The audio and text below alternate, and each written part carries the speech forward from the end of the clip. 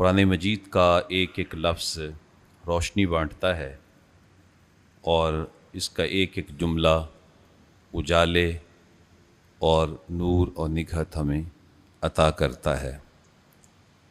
اللہ کا کلام اتنا خوبصورت ہے کہ اس کلام جیسا کوئی اور کلام نہیں ہے۔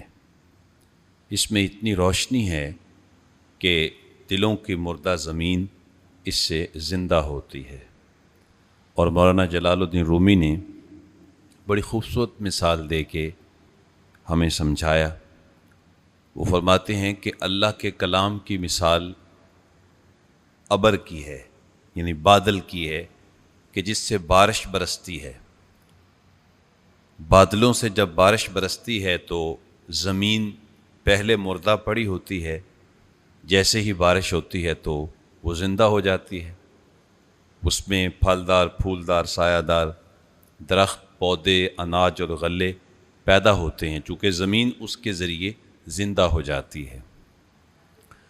تو ایک کلام اللہ کا ہے اور ایک کلام ہم انسانوں کا ہے۔ انسان بھی اچھا اچھا کلام کرتے ہیں۔ آپ نے یہ کئی موٹیویٹر سپیکر، ان کے گفتگو آپ سنتے ہیں، میڈیا پہ مختلف آپ لوگوں کے کلام سماعت کرتے ہیں تو آپ کی سماعتیں ٹھہر جاتی ہیں کہ یار یہ بندہ بڑی اچھی بات کر رہا ہے۔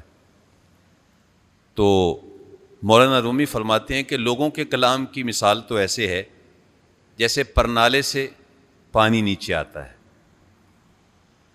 تو ایک ہے بادل سے پانی نیچے آتا ہے تو زمین زندہ ہوتی ہے، اور پرنالے سے پانی نیچے آتا ہے تو لوگوں کے آپس میں جھگڑے ہوتے ہیں، لوگ الجھتے ہیں کہ آپ کے پرنالے کی وجہ سے ہمیں پریشانی ہوئی ہے۔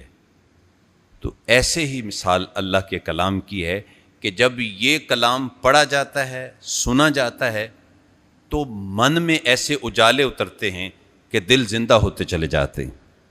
دلوں کے اندر زندگی پیدا ہوتی ہے جب اللہ کا کلام پڑھا جاتا ہے، اور لوگوں کے کلام اس کے مقابلے میں کوئی وقت نہیں رکھتے۔